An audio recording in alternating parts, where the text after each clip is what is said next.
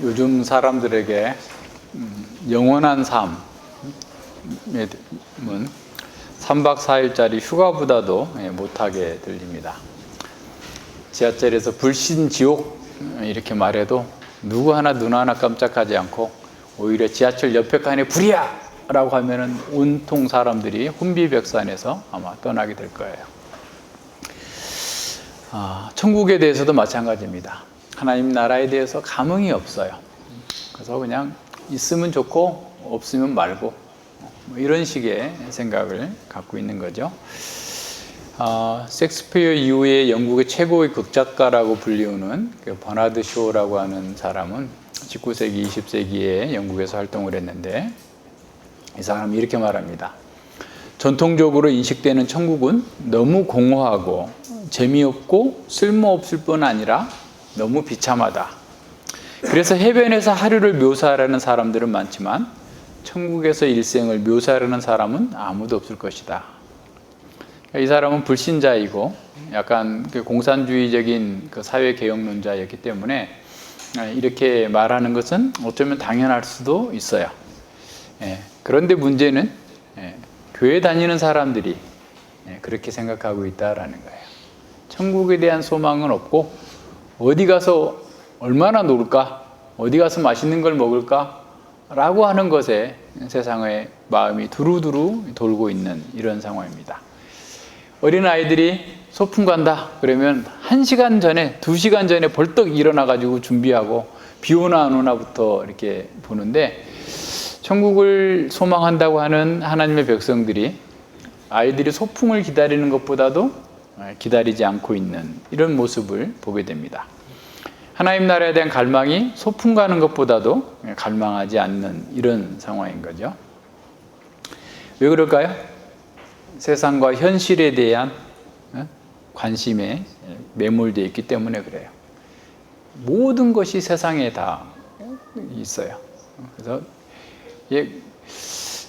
그냥 이 인터넷이나 스마트폰이 너무 편리해서 좋기는 한데 우리가 점점 더 세상으로 빠져들게 만드는 이런 것에 우리를 아주 그냥 사로잡아가고 있는 것처럼 보입니다. 교회에 출석하는 대부분의 사람들도 구원받았다, 영생을 얻었다 라고 하는 것으로 그치지 하나님의 나라가 무엇인지에 대해서 알지를 못해요. 근데 지금 이 부자 청년의 말과 예수님의 가르침과 제자들의 속에서 여기서 보세요. 영생, 그리고 제자들은 그걸 구원이라고 표현하고 예수님은 천국이라고 말하고 하나님 나라라고 말해요. 구원, 영생, 천국, 하나님 나라가 다 동일한 개념을 얘기하고 있어요. 그렇다면 구원받았다, 영생을 얻었다라는 지금 하나님의 나라의 통치에 참여하고 있다라는 것으로 드러나야 되는 거예요. 그러니까 지금 구원받았다고 하면서 구원의 확신이 있다고 하면서 하나님의 통치하고는 전혀 상관없는 하나님 나라와는 전혀 다른 세상 나라, 사탄의 나라, 어둠의 나라 속에 속해 있는 것처럼 산다면 그건 상당히 문제가 있는 거죠. 그래서 이걸 잘 생각해 봐야 됩니다. 그러니까 가령 우리가 여기서 살고 있는데 대한민국이 굉장히 큰 위기가 처해 있다라고 쳐봅시다. 그런데 혜성이에게 영국 정부에서 혜성이는 특별히 영국 시민권을 주겠다. 그래서 영국 시민권을 받은 혜성이는 한국에 살지만 영국 사람인 거예요. 한국 국적 포기하고 영국 국적을 취득했다 그러면 한국에 있지만 영국 시민이란 말이에요. 우리도 지금 이 땅에서 한국 국적, 세상 국적을 갖고 있지만 하나님 나라의 시민권을 받은 사람이라면 우리는 하나님 나라의 시민으로서 이 땅에 존재하는 거고 하나님 나라의 통치를 받는 거예요. 근데 이 하나님 나라의 통치를 알지 못하니까 세상과 다를 바 없는 무기력한 그리스도인으로 살 수밖에 없는 것이죠. 자, 그런데요, 교회사 가운데서 가장 현실을 바르고 역동적으로 산 사람들은 현실에 매몰된 사람들이 아니라 하나님 나라의 통치를 받았던 사람들이에요. 영원한 세계에 관심을 갖고 그 영원한 세계를 준비했던 사람들이 이 땅에서도 가장 바르게 살았고 온전하게 살았어요. 버나드 쇼는 죽으면서 자기 묘비명에다가 어떻게 쓴 줄 아세요? 우물쭈물하다가 내 이럴 줄 알았지. 우물쭈물하다가 내 이럴 줄 알았지. 그 사람이 묘비명이에요. 그 사람도 얼마나 복음을 많이 들었겠어요. 자기가 그렇게 사회 계획을 얘기하고 정말 멋진 세상을 꿈꾸면서 수많은 책들을 쓰고 사람들로부터 그 여기 희곡을 쓰고 해가지고 대단한 인기를 얻고 영광을 누렸다 할지라도 그도 복음을 들었을 거예요. 천국에 대해서 이렇게 따분하고 못됐고 어쩌고저쩌고 막 비난할 정도라면 얼마나 많은 복음을 들었을 것인지를 우리는 알 수 있어요. 물론 다 그 사람이 그랬는지 안 그랬는지 모르겠으나 어쨌든 묘비명으로 비춰볼 때 이 사람도 믿을 수 있는 기회가 있었는데 우물쭈물하다가 결국 그냥 모든 사람이 가는 지옥으로 멸망으로 가고 있다라고 얘기하고 있는 거예요. 우물쭈물하다 내 이럴 줄 알았지. 세상의 사람들이 하고 있는 게 다 그거잖아요. 하나님 나라를 비웃고 이 세상이 전부인 것으로 알았던 그 모든 사람들은 바로 이와 같은 상황이 될 겁니다. 세상과 정욕을 탐하면서 우물쭈물하다가 다른 사람들이 가는 길로 흘러 떠내려가면 결국 이와 같은 상태에 떨어지게 되는 거죠. 우리는 부자 청년이 근심하면서 예수님을 떠난 것에 대해서 제자들만큼은 충격받지 않아요. 왜냐하면 제자들은 당시 세계관에서는 제자들은 이 부자는 부자야말로 구원받은 사람일까라고 생각했었기 때문에 그래요. 왜냐하면 신명기에서 율법을 잘 지키는 사람들에게 주어지는 축복이 어떤 거죠? 물질적인 복이에요. 그래서 부자는 하나님께 복을 받았기 때문에 그들은 구원받았을 거다라고 하는 어떤 당연한 가정을 가지고 있는 거죠. 하지만 우리 또한 마찬가지입니다. 우리도 사실은 부자라면 하나님 나라에 들어갈 수 없다. 나는 가난한데, 나는 집도 없는데, 나는 하나님 나라에 들어가는 것이겠구나 라고 오해할 수도 있는데, 그래서 오늘 부자가 무엇인지, 왜 들어갈 수 없는지, 그리고 어떻게 해야만 하나님 나라를 들어갈 수 있는지에 대해서 공부하는데, 사실은 방향만 다르지 내용은 항상 똑같아요. 보면 설교하는 사람도 재미가 없을 수도 있고, 그죠? 듣는 여러분도 또 그 소리다라고 생각할 수도 있어요. 그러나 예수님께서 계속 말씀하셨는데 어떻게 하겠어요? 예수님 말씀한 대로만 해야지. 제가 예수님 말씀 피해서 또 다른 얘기하면 안 되잖아요. 그죠? 계속 반복되고 있는데 그만큼 어떻다는 거죠? 우리가 그게 안 된다는 거예요. 그러니까 우리 자식들한테도 야 공부해라 하면 딱 공부하면 애한테 왜 공부 안 하냐 그런 말 하겠어요? 안 하니까 또 얘기하고 하는 거죠. 하나님께서도 너 자기 부정해라. 십자가를 지고 나를 따라오라. 뭐 계속 얘기를 해도 우리가 계속 도망가려고 하거든요. 딴짓하고 있거든요. 그래서 반복하시는 거예요. 그래서 하나님께서 우리를 향해서 반복하시는 것은 우리를 향한 사랑 때문이고 관심 때문이고 끝까지 우리를 붙들어 주시는 신실함 때문이다라는 사실을 기억하면서 말씀을 지겹게 받으면 안 되고 감사함으로 받아야 됩니다. 부자가 하나님 나라에 들어가는 것이 어렵다라는 것. 그래서 마치 낙타가 바늘길을 통과하는 것만큼 불가능한 일이다라는 것은 오늘 이 시대에도 진리예요. 부자는 하나님 나라에 들어갈 수 없다. 불가능하다라는 얘기입니다. 그래서 교회를 떠난다고 해서 이 사람이 뭐 하나님 나라를 포기한 것도 아니고 교회에 남아 있어도 여전히 부자로 있으면 교인일 수는 있으나 하나님 나라와는 상관없는 사람이 될 수 있는 거죠. 자, 예수님께서 부자 청년을 돌려보내신 후에 부자가 천국에 들어가기 어렵다라고 말씀하시자 이 제자들은 깜짝 놀랐을 거예요. 이 부자들은 자신들 또한 하나님의 축복의 표지로서 이 부를 생각했어요. 그죠? 그 부가 있어야, 돈이 많아야, 재물이 많아야 토라를 연구할 수 있는 시간적 여유가 있을 거 아니에요. 맨날 일만 하고 있으면 언제 그 공부할 수 있겠어요? 물론 일하다가도 외우고 암송하고 묵상하고 할 수 있지만 어쨌든 부자들은 자기의 시간적 여유가 있어야 성경을 연구하고 말씀대로 또 의롭게 살고자 노력하고 그래야 또 자선도 할 수 있을 거 아니에요. 다른 사람들의 선을 베풀 수도 있을 거 아니에요. 돈이 있어야만. 그죠? 그리고 또 뿐만 아니라 자신들이 부자이기 때문에 왜 다른 사람이 하지 않는 일들을 더 많이 이렇게 주님을 위해서 할 수도 있고 후원도 할 수 있고 여러 가지 일들도 할 수 있고 그 사람들에게 존경을 받고 충분한 그런 그 혜택을 누리면서 다른 사람들에게 혜택을 줄 수 있기 때문에 그런 거죠. 아마도 이 부자 청년은 바리새인이기 때문에 간원이기 때문에 일주일에 2번 금식했을 거예요. 소득의 11조를 했을 거고 기회만 된다면 많은 사람들을 어려운 사람들을 돕고자 했을 겁니다. 그래서 이런 사람이 하나님 나라에 들어갈 수 없다라는 얘기를 들었을 때 그 제자들이 받는 충격은 어마어마하게 큰 거예요. 그러니까 어떻게 보면 한국에 있는 목사들은 다 지옥 간다. 이런 말을 들으면 저부터 엄청 충격을 받으면서 다 충격을 받을 수 있을 거 아니에요. 그러니까 그보다 더 심한 충격이 있을 수 있을 정도의 내용이에요.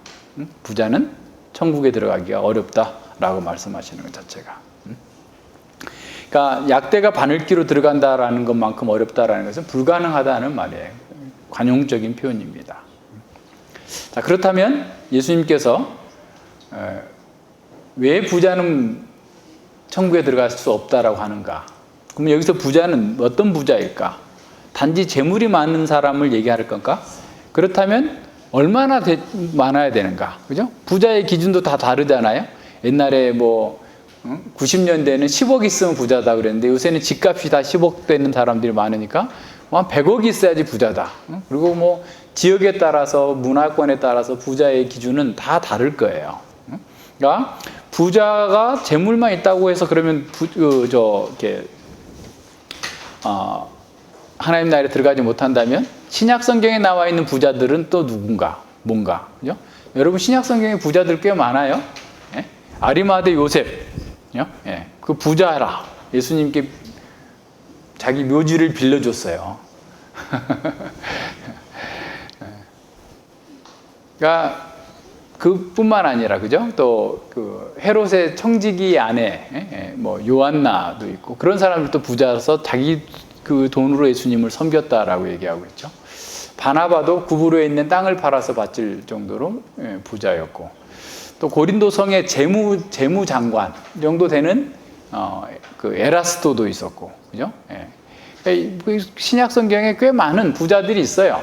그렇다고 해서 그 부자들이 천국에 못 간다면 그건 있을 수 없는 이야기잖아요. 그러니까 이 부자들 또한 하나님 나라에 들어갔어요. 물질적인 부자들이. 어떻게 그들이 하나님 나라에 들어갈 수 있었을까? 한번 생각해 봐야 되는 거죠. 여러 사람들이 있습니다. 그러니까 부자가 하나님 나라에 들어갈 수 없다라는 것은 한마디로 얘기하면 자기를 포기하지 않으면, 자기를 부인하지 않으면 하나님 나라에 들어갈 수 없다라는 말입니다. 그러니까 아무리 많은 돈을 가지고 있고 아무리 큰 권력이 있다 할지라도 그가 자기를 부정하는 사람은 하나님 나라에 들어갈 수 있는 거예요. 그래서 이 부자는 하나님 나라에 들어갈 수 있는 그 전제 조건이 부자든 아니든 모든 사람에게 자기 부정에 포함된 거예요. 그러니까 부자라면 자기 소유권을 하나님께 넘기고 그 소유를 하나님의 뜻에 따라서 지혜롭고 충성되이 잘 사용하고 선한 청직으로 산다면 그는 이미 하나님 나라의 통치를 받으면서 하나님 나라의 복을 누리는 겁니다. 하지만 재산은 한 푼도 없는 노숙자라 할지라도 자기 부정하지 않고 자기가 잘났고 자기 중심적으로 사는 사람은 그는 부자예요. 그러니까 영적으로 부자인 거죠. 심령이 부자인 사람이죠. 그러니까 물질적인 부자가 있고 영적인 부자가 있는데 다 마찬가지입니다. 똑같은 거예요. 그러니까 이 부자 청년은 재물을 팔라라고 했을 때 그 재물을 팔 수 없었던 것은 그 재물과 자신을 동일시했기 때문에 그래요. 그래서 자기를 부정할 수 없었던 거예요. 자기가 누리고 있는 지위를 포기할 수 없었어요. 근데 사실은 잘 생각해 보면 이 부자 청년은 그보다 더 센 것도 있어요. 왜냐하면 그동안에 자신이 어려서부터 율법을 쭉 지켜왔는데 그것을 예수님께서 하나도 인정해 주지 않는 거예요. 온전하지 못하다라고 얘기하는 겁니다. 그러니까 자기 상황, 어떻게 보면 자기 추구적인 어떤 그런 경건을 하나님께서, 예수님께서 전혀 인정해 주시지 않기 때문에 그것은 견딜 수 없었던 거예요. 그래서 자기가 열심히 어려서부터 율법을 지키기 위해서 또 경건하게 살기 위해서 일주일에 2번씩 금식하고 할 수만 있다면 모든 일들을 다 하고자 했는데 예수님께서 하나도 인정해 주시지 않는 거예요. 만약에 그 부자 청년에게 그가 해왔던 그 모든 것들을 어느 정도 인정해 주고 몇 가지만 더 추가하면 된다, 플러스 이것만 더하면 너는 천국에 들어갈 수 있어 라고 했다면 그는 땅을 팔아서라도 왔을 거예요. 그런데 그걸 인정해 주지 않은 거예요. 그동안에 자신이 해왔던 모든 경건의 일들을 다 깡그리째 무시해버리는 겁니다. 그래서 그는 예수님께서 자신이 행한 그 모든 것들을 다 부정한다라고 생각했기 때문에 더 근심하고 떠났을 거예요. 다시 말하면 자기 스스로 노력해서 구원에 이르고자 했던 그 자력 구원의 노력에 대해서 완전히 예수님께서는 인정해 주지 않고 밟아버리시는 겁니다.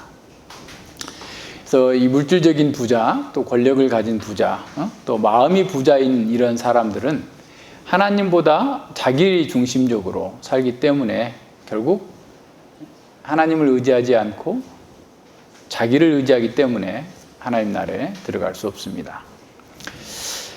마음의 모든 그 중심에 자기가 있고 자신이 모든 것을 알아서 해야 된다.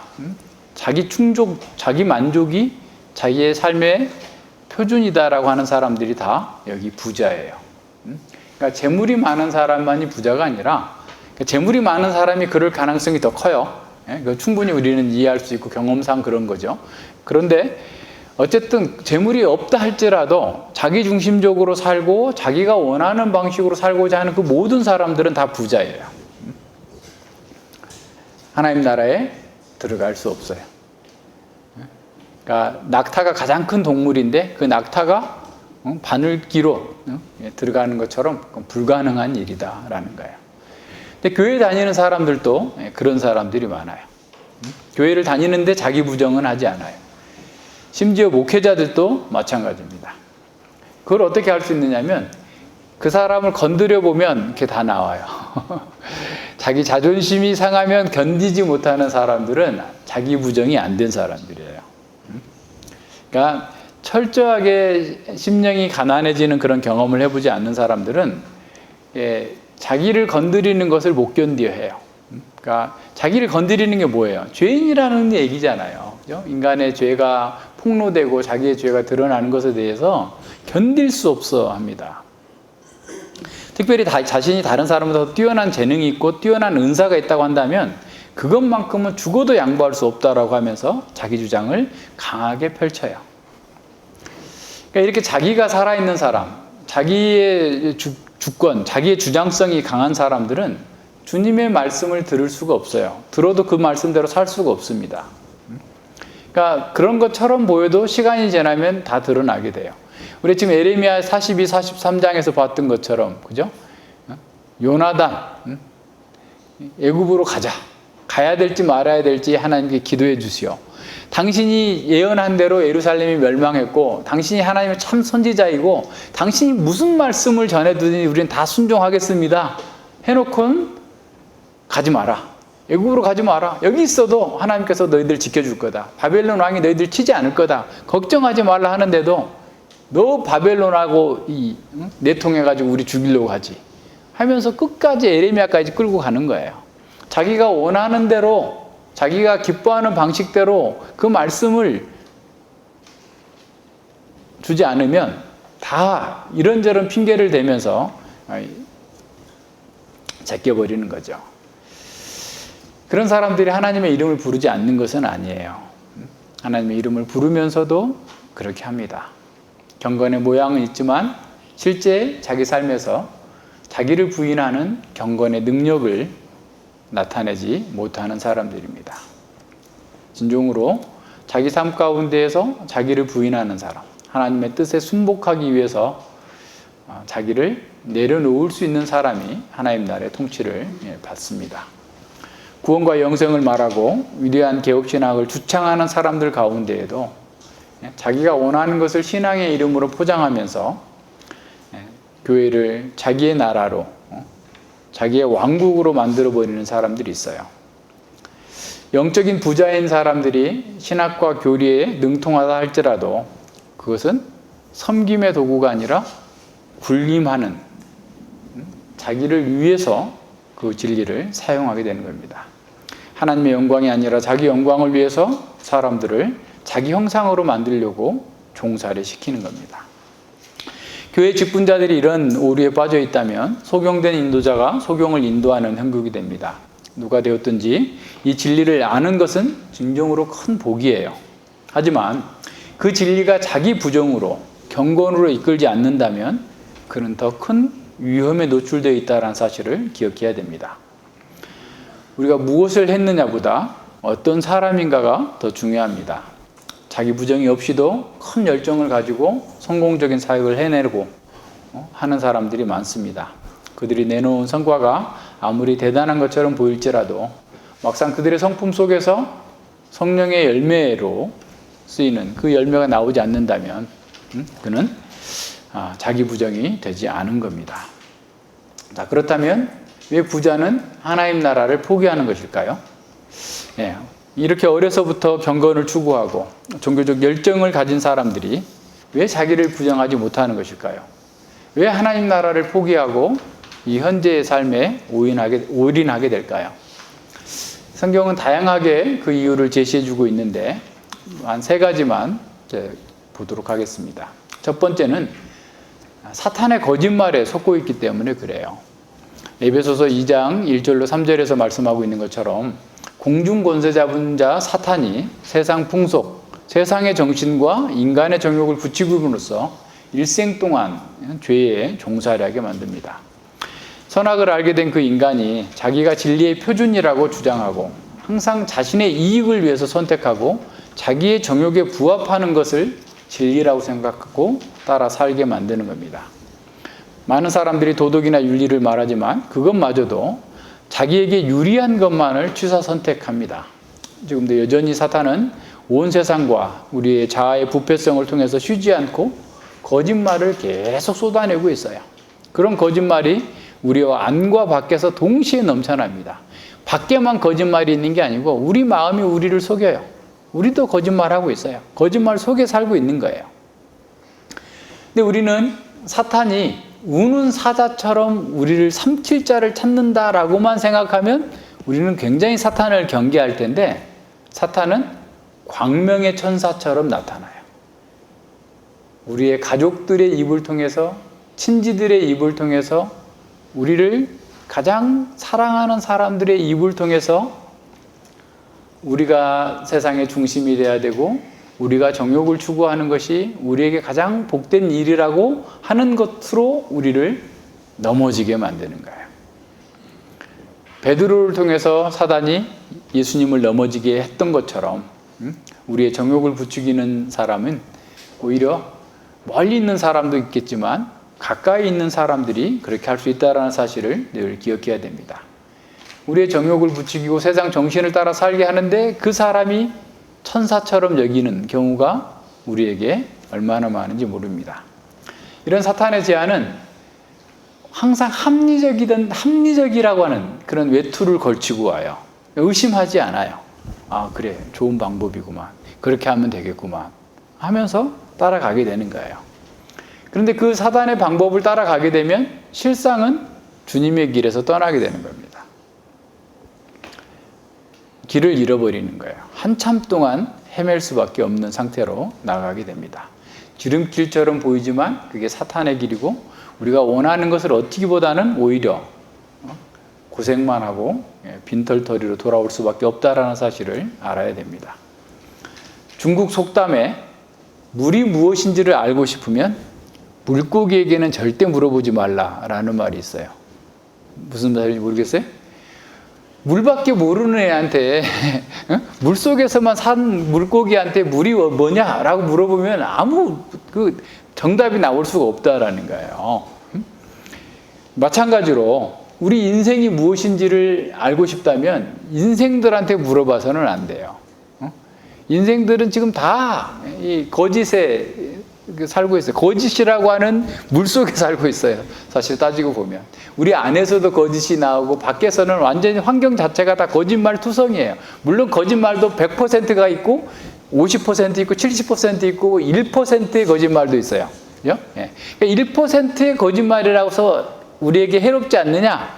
안 그래요. 물에다가 1% 독약만 넣어도 다 독물이 되고 다 죽는 거예요. 그러니까 거짓말 속에 우리가 살고 있어요. 그러니까 세상 사람들이 만들어 놓은 우리 친구와 친지와 친척과 가족들이 우리에게 얘기해 주는 것도 100% 순수하지 않을 수 있어요. 그 사람들이 잘못돼서가 아니라 그 사람들 또한 안팎으로 죄에 쌓여 있기 때문에 그래요. 이 세상에 어떤 현자의 말도 그 속에는 우리가 배울 건 있겠지만 100% 신뢰할 수 없는 말들이에요. 그래서 우리가 신뢰할 수 있는 것은 오직 하나님의 말씀입니다. 하나님의 말씀에 비추어서 우리 자신을 봐야 돼요. 우리 자신과 역사와 세상을 객관화시켜서 볼 수 있을 때만 우리가 어떻게 살아야 될지, 어떻게 이 세상을 이겨낼 수 있을지를 알 수 있어요. 성경의 진리가 아니라면 우리는 우리 자신과 세상과 또 사회, 역사를 전혀 볼 수 없습니다. 사탄은 우리에게 자유를 줄 것처럼 수많은 거짓말을 쏟아내지만 우리가 그 말을 듣는 순간, 그 말을 받아들이는 순간 우리는 사탄의 종이 됩니다. 죄의 방법은 우리에게 기막힌 탈출구를 제공할 것처럼 우리를 속이지만 오히려 프라이팬이 뜨겁다고 그냥 불 속으로 뛰어들어가는 것과 같은 방식으로 우리를 무너지게 할 거예요. 어둠의 권세가 사람들을 어둠 안에 가두어 놓고 하나님의 영광을 보지 못하도록 하기 때문에 빛이 없는 사람들은 그래서 하나님 나라를 포기합니다. 사단의 거짓말이에요. 그러니까 우리 속에 사단의 거짓말에 많이 속아가지고 지금 어떤 정욕을 따라가고 세상의 정신을 따라가고 있는 것은 아닌지를 늘 점검해야 됩니다. 두 번째는 이런 사단이 말하는 세상 속에서 예수님을 따르는 것은 바보짓과 같은 어리석은 것이라고 느끼기 때문에 그래요. 말이 되는 거냐라는 생각이에요. 그러니까 주님을 따르려면 자기 십자가를 져야 된다. 자기가 죽어야 된다. 라고 하는 것이 이게 가능하냐라는 거죠. 사람들이 다 가는 길을 어떻게 보면 포기하고 예수님께서 원하시는 길로, 예수님께서 제시해 준 길로 간다면 그게 말이 되겠느냐, 성공할 수 있겠느냐라는 거예요. 만약에 예수님의 십자가를 메고 간다면 세상에서 가장 좋은 영광을 얻고 세상에서 성공하는 지름길이라고 한다면 모든 사람들이 다 몰려올 거예요. 근데 예수님의 말씀은 듣다가도 모르겠고 알 것 같은데도 모르겠고 알아도 따라가기 어려운 말씀인 거예요. 그러니까 정말로 바울이 말하는 것처럼 세상에 지혜롭다고 스스로 생각하는 사람은 예수님의 길에 절대로 들어오지 않습니다. 그 말이 되냐고요? 그러니까 말이 안 돼요. 그 사람들 보기에는. 세상의 지혜로 본다면 예수님의 길은 말도 안 되는 길이에요. 그렇게 어리석은 길을 누가 가겠어요? 그러니까 정말 어떤 면에서 자기를 죽었다라고 생각하는 상태에서 나아가야 돼요. 그래서 보네포는 이렇게 말해요. 그리스도께서 한 사람을 부르실 때 그분은 그 사람에게 와서 죽으라라고 말씀하시는 거예요. 그러니까 나를 따르라. 예수님께서 그렇게 말씀하셨는데 나를 따르라는 말은 나한테 와서 죽어라. 네가 살아서는 결코 나를 따를 수 없다. 죽고 난 후에 나를 따를 수 있다.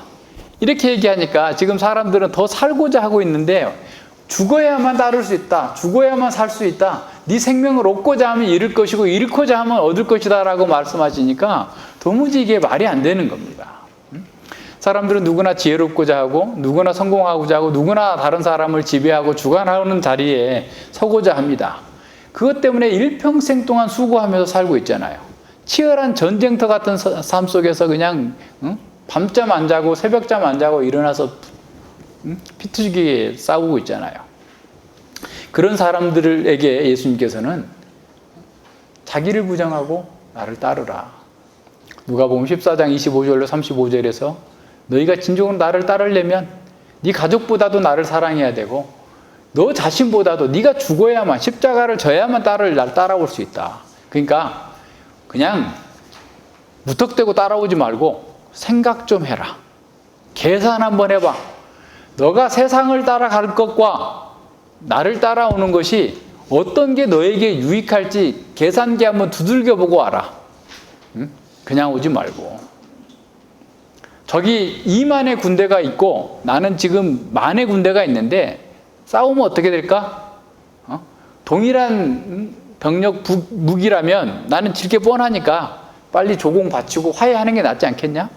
네가 여기서 지금 세상을 포기하고 하나님 나라를 얻겠다고 나오는데 세상 포기하는 게 아까우면 돌아가. 이렇게 말씀하시는 거예요. 집을 지려면 10억이 필요한데 4억이 필요한데 내가 지금 2억밖에 없다. 대출 받을 데도 없다. 그러고 중간에 짓다가 돈 떨어져서 못 져버려봐야 그게 무슨 낭패냐. 그러니까 계산해보고 해라. 네가 지금 나를 따라온다면 계산 한번 해보고 따라와. 그냥 따라오지 말고. 결혼하겠다는 사람도 계산 좀 해보고 결혼해. 그냥 내가 결혼만 하면 막 행복이 쫙 열릴 것 같고 막 세상에 신세계가 열릴 것 같고 이렇게 생각하고 있으면 안 돼. 계산해보고 내가 희생해야 될 건 뭐고 나한테 유익한 건 뭐고 좀 생각을 좀 하면서 해보라는 거예요. 해보라는 거예요. 사업을 하는 사람도 마찬가지예요. 이번에 지금 요새 여러분 이 코로나 시대에 주가가 막 폭등하고 있는 거 여러분 아세요? 뭐 무슨 동학개미? 야 무슨 그 언론들이 그 속이는 거예요. 그거 따라가면 안 돼요. 응? 왜 그래요? 그래서 이 여러 가지 사례들이 나타나는데 제약회사 이름만 보고 막 투자를 한 거예요. 그래가지고 올 1월 달부터 그 회사가 7배 올랐대. 7배. 아무것도 없어 근데. 응? 응? 그러니까 이 이름만 비슷하면 그냥 가서 이렇게 몰빵을 하는 거지. 사람들이 돈을 대출 받아서라도 막 하는 거예요. 왜 그래요? 지가 하면 다 될 것 같아서. 계산을 안 해보는 거예요. 그 회사의 재무제표가 어떻고 그 회사가 어떤 약을 만들고 매출은 얼마고 뭐는 어떻고 이걸 다 계산해보고 따져보고 이렇게 해야 되는데 그냥 자기 욕망에 끌려서 자기가 사면 다 오를 거다. 치고 빠질 거야. 이런 식의 투기성 젊은 사람들이 20, 30대들이 그렇게 하고 있다는 거예요. 따져봐요. 먼저 계산을 해봐야 됩니다. 우리가 여기서 계산을 해봐요. 밭에 감추인 보화를 발견한 사람이 자기 전 재산을 팔아야만 그것을 얻을 수 있을 만한 가치가 있는지, 그죠? 값진 진주를 구하는 그 진주 장사가 자기 모든 진주를 다 팔아서 그 값진 진주 하나를 사는 게 맞는지 따져봤으니까 했을 거 아니에요. 예수님은 돈과 관련해서 엄청 많이 말씀하셨어요. 좀 따져보고. 그거예요. 계산해봐야 되는데 계산해보지 않는 거예요.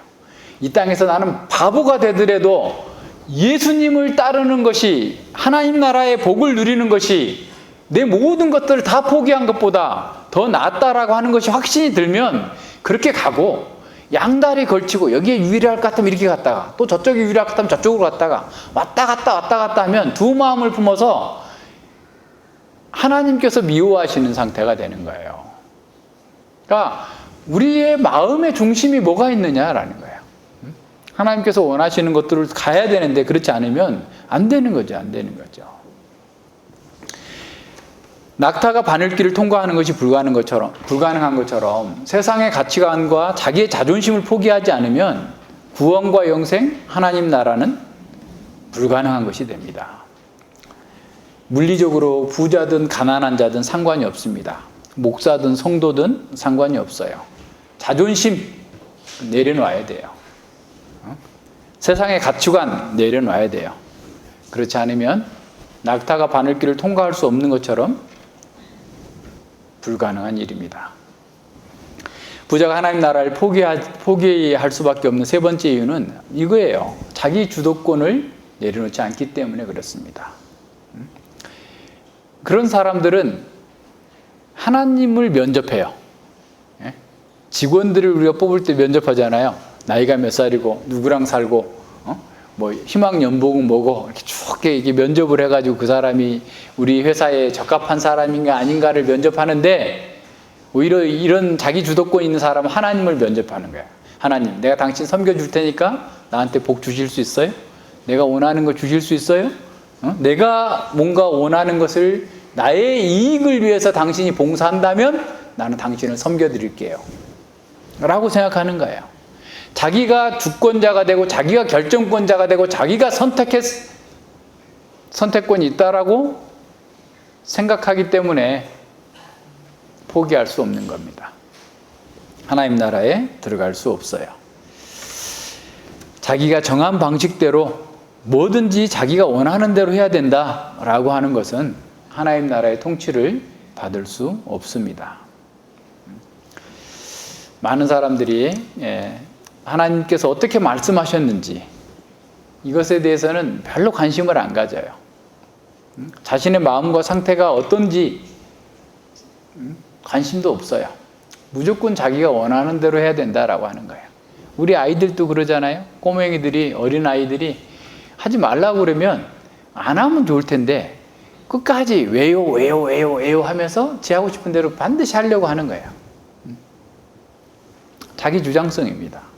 그게 죄의 본질이에요. 그러나 하나님의 세상에서 규칙을 정하실 수 있는 분은 오직 하나님 뿐이세요. 우리가 아무리 이런저런 규칙을 내놓고 하나님 이렇게 바꾸면 안 될까요? 이렇게 하면 안 될까요? 이렇게 하면 안 될까요? 아무리 해도 소용없어요. 가인과 같은 짓이죠. 하나님께서 이미 말씀을 통해서 주셨는데도 내가 이렇게 했으니까 하나님 당신 당연히 받아주셔야 돼. 안 받아주니까 하나님께 화를 내고 동생을 죽이기까지 하는 거죠. 자기 마음대로 하겠다는 겁니다. 오늘날 사람들도 마찬가지예요.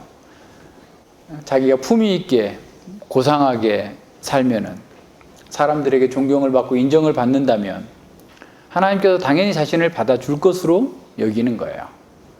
그래서 자기가 정한 규칙에 자기가 원하는 것에 하나님께서도 따라 주셔야 된다라고 생각하는 겁니다. 하지만 그렇게 살면 하나님과의 관계를 맺을 수 없어요. 자기를 내세우고 자기를 주장하려고 한다면 하나님 나라에 들어갈 수 없습니다. 기독교의 메시지가 가장 어려운 게 그거예요. 자기를 부정해야만 받아들일 수 있는 거예요. 다 살고자 하는데 죽으라고 하니까 받아들이기가 어려운 겁니다. 하나님이 우리를 받아주시는 것은 우리가 무엇을 했느냐가 아니라 우리가 무엇을 얼마나 이루었느냐가 아니라 우리가 얼마나 죄를 깨닫고 하나님만을 의뢰하느냐에 있어요. 복음이 잘난 사람, 부자들에게 오히려 거부당하고 세리와 죄인들에게 더 쉽게 받아들여지는 이유는 우리가 저지른 죄를 보면서 하나님께 통회하고 자복하고 자기를 부정하고 나아갈 수 있기 때문에 그렇습니다. 자신의 행위로는 영원한 멸망과 사망밖에 없다라는 사실을 보면서 영적인 파산 상태를 기억하면서 하나님께 간구할 때 비로소 하나님의 은혜에 안길 수 있어요. 그런 믿음을 소유한 사람은 하나님께서 뭔가를 자신에게 주셨기 때문에 아니라 하나님을 섬기는 것이 아니라 그리 아니하실지라도 라고 하는 신앙을 갖고 사는 거예요. 다니엘과 그 다니엘의 세 친구가 평소보다 7배나 뜨거운 불길 속으로 들어가서 죽는다 할지라도 나는 하나님 외에 다른 신을 섬길 수 없습니다. 사자의 밥이 된다 할지라도 나는 다른 것들을 섬길 수 없습니다. 라고 할 수 있는 그런 신앙이 거기서 나오는 겁니다. 믿음의 사람들은 자기가 아니라 하나님께 순종하는 것이 더 중요한 거예요. 자기의 생명보다도, 자기의 재산보다도, 자기의 자녀보다도, 그 무엇보다도 그것이 중요합니다. 하나님 앞에서 자랑할 만한 것이 있는 사람들, 부와 지혜와 심지어 경건까지라도 자랑할 만한 것이 있는 사람들은 역설적으로 하나님 나라에 들어올 수 없습니다. 그래서 교회사에서는 이 하나님 나라에 들어올 수 없다라고 하는, 낙타가 바늘길을 통과할 수 없다라고 하는 이 말씀이 너무 어려운 거예요. 부자들에게 전도가 안 되잖아요. 그래서 이걸 어떻게든 바꿔보려고 노력을 한 거예요. 그래서 이 카멜론이라는 말이 낙타인데 그것을 카밀론이라고, 발음이 좀 비슷한 카밀론이라고 바꿨어요. 근데 카밀론이 뭐냐면 밧줄이에요. 근데 밧줄도 바늘길 통과할 수 있나요? 못하죠. 또 어떤 해석자들은 성문이 크잖아요. 그래서 성문이 딱 닫히고 나면 이게 또 성문을 또 열기가 어려우니까 조그마한 이렇게 사람 한 사람만 쫙 들어갈 수 있는 그런 문이 있는데 그걸 바늘길이라고 했다. 해가지고 그럼 바늘길 어떻게 들어갈 수 있느냐? 낙타가 짐을 다 내려놓고 무릎을 꿇고 고개를 확 숙여가지고 탁 들어갈 수 있다. 라고 이렇게 해석을 했는데 그건 예수님의 의도하고는 전혀 다른 거예요. 왜냐하면 제자들이 그렇다면 누가 구원을 얻을 수 있습니까? 라고 말한 거예요. 그러니까 예수님의 말씀은 불가능하다. 부자가 하나님 나라에 들어가는 것 불가능하다. 이 말씀을 한 거기 때문에 그렇게 제안하는 것은 뭐 충분히 이해는 할 수 있으나 예수님의 의도를 잘못 해석하고 있는 거죠. 자, 예수님의 제자들이 25절에 보세요. 제자들이 듣고 심히 놀라 가로되 그런즉 누가 구원을 얻을 수 있습니까? 라고 질문합니다. 제자들은 부자가 하나님 나라에 들어가지 못한다면 과연 누가 들어갈 수 있습니까? 누가 구원을 얻을 수 있습니까? 라고 묻는 거예요. 그러자 예수님께서 대답하십니다. 사람으로는 할 수 없으되 하나님으로서는 다 할 수 있다라고 말씀하십니다. 인간의 구원은, 하나님 나라에 들어가는 것은 사람의 차원에서 사람이 노력해서 될 수 있는 일이 아니다. 전적으로 하나님의 선물이고 하나님께 달려있다라고 말씀합니다. 자, 우리에게 주어진 이 의도, 우리 자신에게서 나온 것도 우리의 믿음에서 나온 것도 아닙니다. 우리가 하나님의 의를 받았다라고 하는 것은 하나님께로부터 온 의를 받은 거예요. 하나님의 신실하심 때문에 우리가 예수님 안에서 새로운 생명의 길로 나아갈 수 있게 된 것이지, 예수님의 의를 받을 수 있는 믿음 그 자체가 그것 자체가 공로가 되거나 그것 때문에 되는 거 아니에요. 믿음은 하나님의 은혜를 받아들이는 수납하는 영혼의 손이라고 그랬잖아요. 그러니까 하나님의 믿었기 때문에 믿음을 너무 강조하는 것 또한 믿음주의가 되는 거예요. 믿음이 구원할 수 있는 것처럼 얘기하는 거예요. 믿음이 구원해 주는 게 아니에요. 하나님께서 구원해 주시는데 그 구원을 받는 우리 영혼의 손이 믿음이에요. 통로예요. 믿음 자체가 구원하는 게 아니고요. 이런 면에서 잘 생각해야 됩니다. 하나님만이 하실 수 있어요. 그러니까 1만 달란트 빚진 자가 아무리 열심히 빚을 갚는다 할지라도 오히려 이자에 이자만 더 쌓일 뿐이지 전혀 원금을 탕감받을 수 없는 것처럼, 인간이 아무리 선한 일을 한다 할지라도 결코 의를 쌓을 수 없고 하나님 앞에서 구원을 얻을 수 없습니다. 하나님께서 제시해 주신 메시아이신 예수님을 믿고 의지함으로써 자기를 부정하고 예수님을 따르는 사람만이 구원의 능력을 경험하고 하나님 나라와 영광을 누릴 수 있게 되는 겁니다. 영생을 얻는 것과 하나님의 나라에 들어가는 것, 구원 얻는 것 다 하나님 나라와 연결되어 있습니다. 그렇다면 지금 구원과 영생을 얻은 사람은 하나님 나라의 통치를 받는 사람이에요. 여기에 중요한 함의가 있습니다. 그러니까 구원을 받아서 영생을 얻었다고 한다면 지금 이 땅에서 하나님 나라에 참여하고 있는 거예요. 그래서 하나님 나라는 이미 예수님의 사역을 통해서 왔어요. 그러나 아직 아니라고 그랬죠. 그러니까 하나님 나라를 잘 공부해야 돼요. 그러니까 이게 정말 너무 중요한데 하나님 나라를 잘 모르니까 사람들이 그냥 하나님 나라는 죽어서 가는 곳이라고만 생각하는 거예요. 천국, 어디 우주 공간 너머에 어딘가 있을 거라고 생각하는 거예요. 그러니까 구원 받았다고 한다면 우리는 하나님 나라의 그 통치를 받고 있는 거예요. 그래서 지금 여기 통치를 받는 사람이 장차 극치에 이르게 될 하나님 나라의 통치를 또한 받게 되는 거죠. 그러니까 지금 여기서 하나님 통치를 받지 않는다면 극치에 이르게 될 그 하나님 나라에 들어갈 수 있을지 의문이 되는 겁니다. 이런 면에서 잘 생각해야 돼요. 그래서 하나님 나라에 들어가는 것은 첫 번째로 아까 우리 좀 문맥 안에서 살펴본다면 자기 전 재산을 팔아야 돼요. 그러니까 자기를 부정해야 됩니다. 그러고 난 다음에 어떻게 해야 돼요? 온전해져야 되죠. 온전해지는데 스스로 온전해질 수는 없잖아요. 그래서 하나님께서, 예수님께서 이루신 그 온전한 의를 덧입어야 돼요. 그래서 마태복음 5장 20절에서 바리새인과 서기관보다 더 나은 의를 가져야 되는데, 그것은 예수님 안에서 성취된 그 의를 얘기하는 겁니다. 그래서 예수님 안에서 성취된 의를 입은 사람이 이제 하나님의 온전하심과 같이 온전한 삶으로 성장해 나가야 되는 겁니다.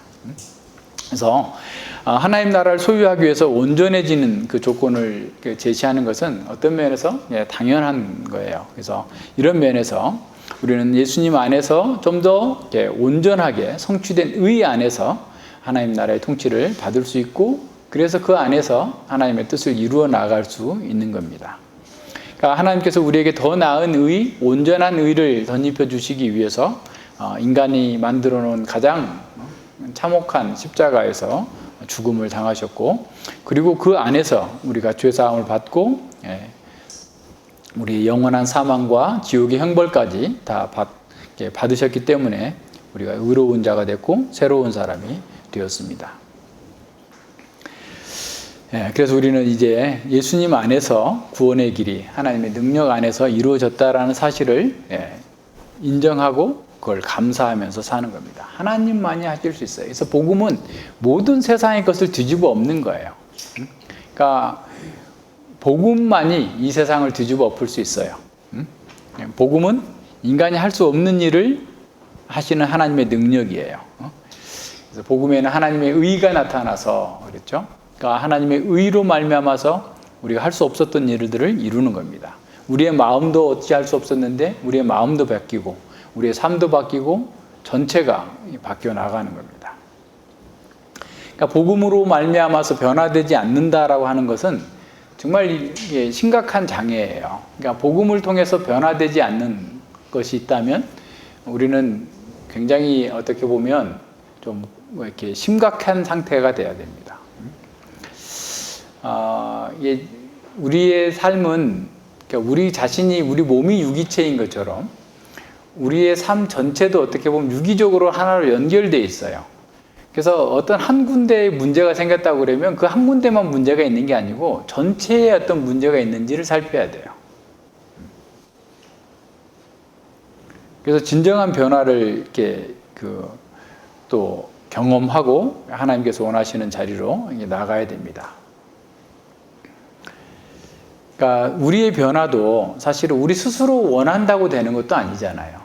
우리의 가족들이나 우리의 자녀들의 구원도 우리가 막 아무리 한다고도 되는 건 아니에요. 우리 할 수 있는 일은 다 하지만 하나님께서 그 가운데서 능력으로 역사하셔야만 되는 거죠.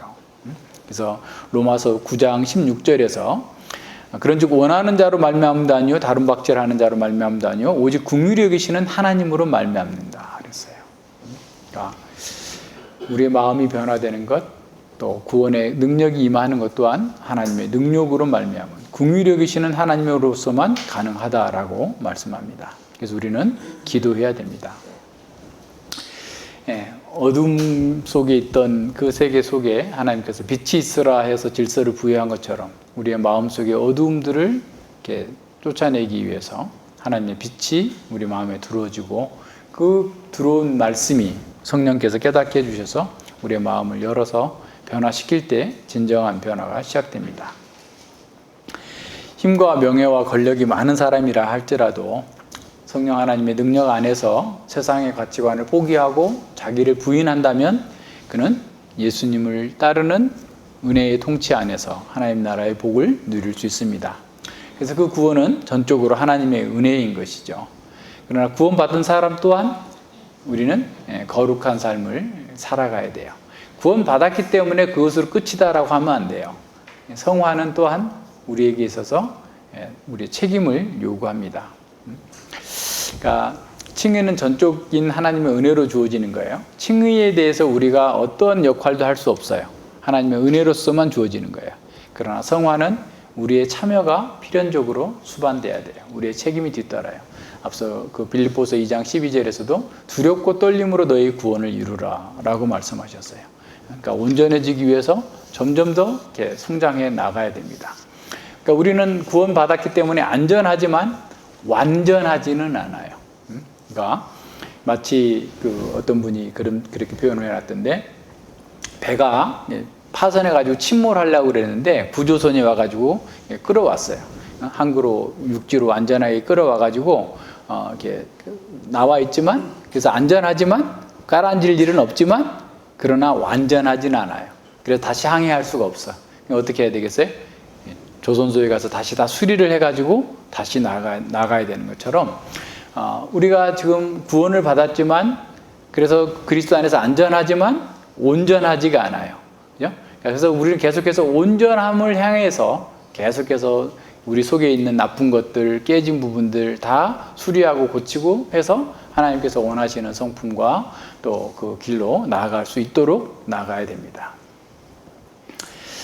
지금 우리가 영생과 구원을 받은 사람이라고 한다면 하나님 나라의 통치를 받으면서 더 온전하게 구현해 나가야죠. 하나님의 자녀로서 성장하고 하나님 나라의 시민으로서 권리와 의무를 행할 수 있는 사람으로 바뀌어 나가야 됩니다. 전에도 얘기했지만 제임스 스미스라고 하는 신학자는 당신이 사랑하는 바가 바로 당신이다라고 말했습니다. 그 말은 당신이 예배하는 바가 바로 당신이라는 말과 같습니다. 부자 청년은 재물을 가장 사랑했고 또 그것을 예배한 거예요. 하나님을 예배했지만 자기의 복지와 영광을 위해서 예배한 것이지 하나님을 위해서 예배한 게 아닙니다. 루터는 당신이 마음에 집착하고 신뢰하는 것이 무엇이든지 그것이 진정한 당신의 신이다라고 말씀하고 있어요.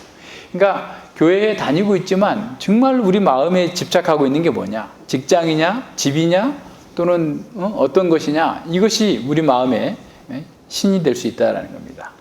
우리가 어떤 지식을 가졌고 어떤 고백을 하든지 간에 무엇을 갈망하고 무엇을 사랑하는지가 우리가 누구인지를 보여줍니다. 우리도 부자 청년처럼 자기를 더 사랑하면서도 하나님을 예배할 수 있습니다. 하나님 나라와 영생을 갈망할 수도 있습니다. 거룩하고 아름다운 성도의 교제를 원할 수도 있습니다. 하지만 그 상태로는 부자 청년처럼 하나님 나라에 들어가는 것은 낙타가 바늘길을 통과할 수 없는 것처럼 불가능하게 됩니다.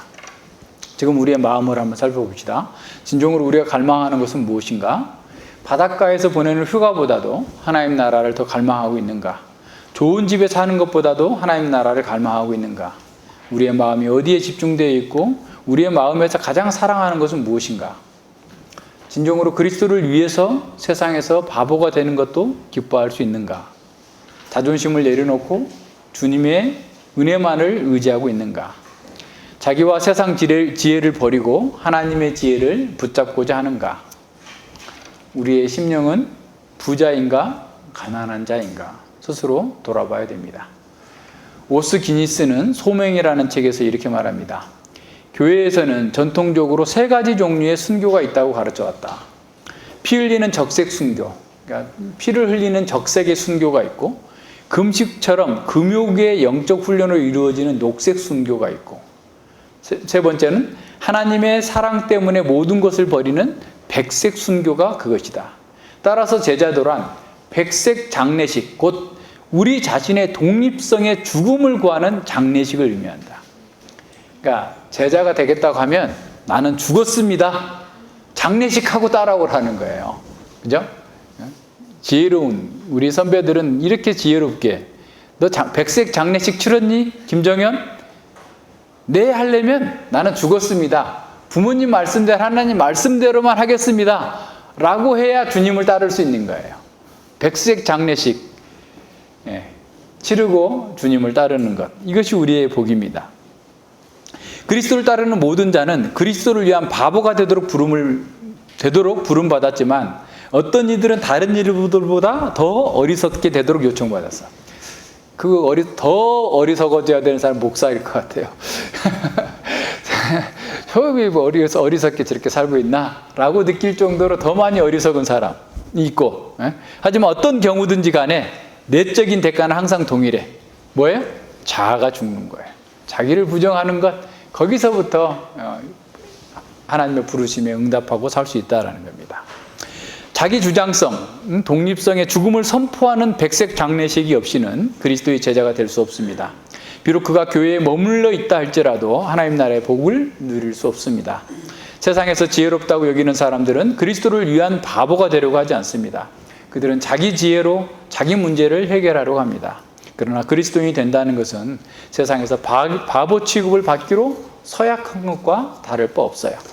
우리가 세례 문답 그 5번째 문답에서 이렇게 우리는 서약했죠. 5째, 당신은 그리스도와 그분의 교회의 지체로서 적합하게 그리스도인의 생활에 솔선하며 세상과 세상의 욕망들을 사랑하지 않을 것을 굳게 결심합니까?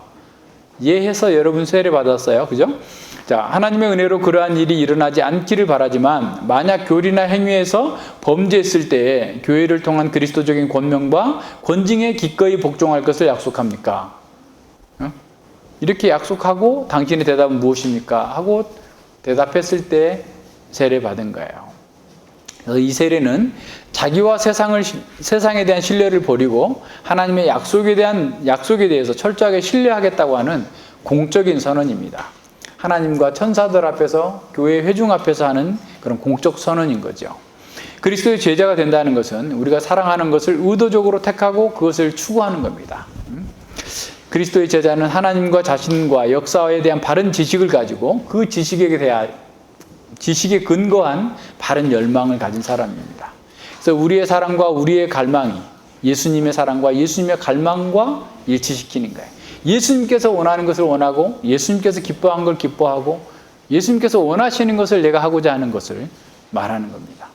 우리의 사랑과 열망이 주님과 일치될 때 우리는 자기 주장성을 버리고 기꺼이 주님을 따르게 될 겁니다. 그래서 실제로 주님이 기뻐하시는 걸 기뻐하고 주님이 미워하는 것을 미워하게 됩니다. 주님을 따라가는 사람은 진정한 평강과 능력을 소유했기 때문에 자신과 세상의 유혹을 이겨낼 수 있어요. 마음이 가난한 자만이 유혹을 이길 수 있습니다.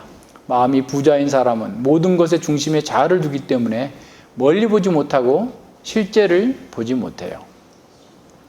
그는 자기 지혜로 스스로 구원하고자 하지만 그것은 아담이 무화과 나무 잎으로 옷을 만든 것처럼 똑같은 오류를 되풀이하는 거예요. 계속해서 뭔가를 하는데 고작 하는 게 또 잎사귀 하나 더 갖다 붙이는 거예요. 그 상태로는 해결이 되지 않습니다.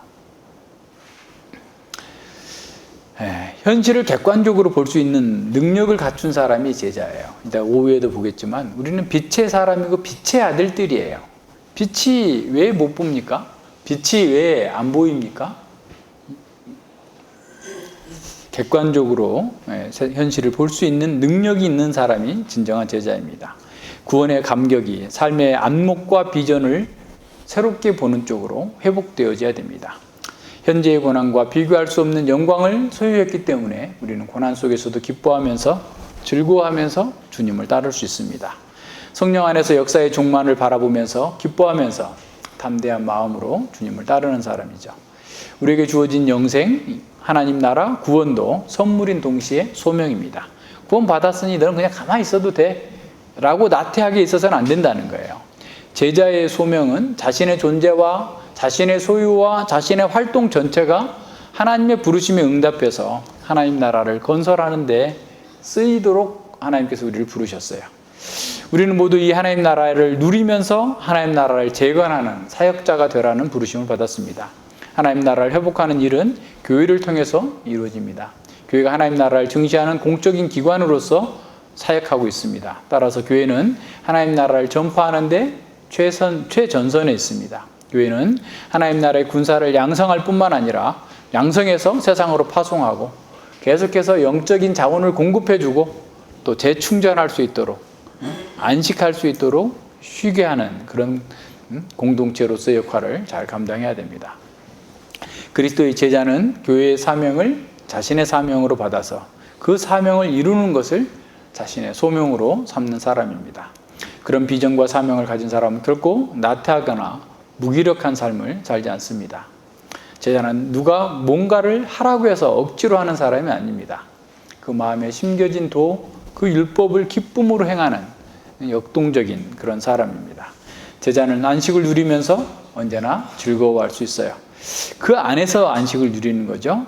그는 심령이 가난하여서 구원과 영생을 소유했고 하나님의 통치를 받기 때문에 안식하고 즐거워할 수 있습니다. 제자는 극치의 일을 하나님 나라를 열망하면서 현실의 도전과 어려움 속에서도 지혜롭고 충성된 종으로서 살고자 합니다. 이것이 우리에게 있는 가장 큰 복이에요. 사람들은 이것을 모르니까 자꾸 다른 걸 찾아요. 허접한 것들을 찾습니다. 근데 그것 때문에 행복해집니까? 그렇게 여러분들 아직도 돈 많은 사람이 그렇게 부럽습니까? 부러워할 수는 있는데 거기에 빠지면 안 돼요. 그러니까 이게 우리의 정체성이 우리의 삶을 이끌어가야 돼요. 그러니까 자꾸 자기 정체성을 자기에게 자기가 설교를 해야 돼요. 뭐 좀 없으면 어떻고 어쩌면 어때요? 좀 그냥 하면서 하면 되지. 그러니까 그런 면에서 우리 모든 면에서 하나님께서 원하시는 바를 기뻐하시는 바를 잘 받아서 누려 나아갈 수 있기를 바랍니다. 기도합니다. 예, 하나님 아버지 감사를 드립니다.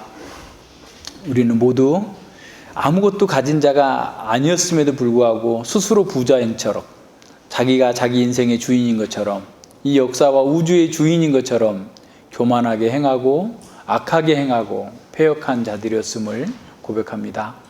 우리가 하나님의 진리로서 우리를 발견하지 못했을 때는 우리는 대단히 의롭고 괜찮은 사람이고 우리의 능력과 힘으로써 구원을 얻을 수 있을 것처럼 자만하던 자들이었습니다. 그러나 그 온전했던 부자 청년 또한 하나님께서 예수님께서 전혀 인정받지 못하고 오히려 자기를 부정하지 못해서 근심하며 떠날 수밖에 없었던 것처럼 저희들 또한 자기를 부정하는 것을 끔찍하게 두려워하고 마치 자기를 부정하면 자기가 아무것도 남는 것이 없는 것처럼 우리가 생각하면서 예수님을 거부하고 자기 주장을 따라서 살고자 했었던 그런 죄인들이었는데 예수님께서 우리를 포기하지 아니하시고 끝까지 우리를 붙들어 주시고 우리가 죄인이라는 사실을 밝히 보게 해주시고 죄 가운데에서 회개하고 돌이켜서 참으로 주님을 따를 수 있는 그 은혜를 허락해 주셔서 감사를 드립니다. 이런 은혜를 받은 것 또한 우리가 뭔가를 했기 때문이 아니라 전적으로 하나님의 은혜라는 사실을 기억하면서 그 은혜에 합당하게 찬양과 영광을 주님께 돌려드리면서 하나님 나라의 통치와 그 부유함을 이 세상 끝날 때까지 우리 인생 끝날 때까지 증거하는 삶을 살아갈 수 있도록 함께하여 주시옵소서. 감사드리며 예수님 이름으로 기도드립니다. 아멘.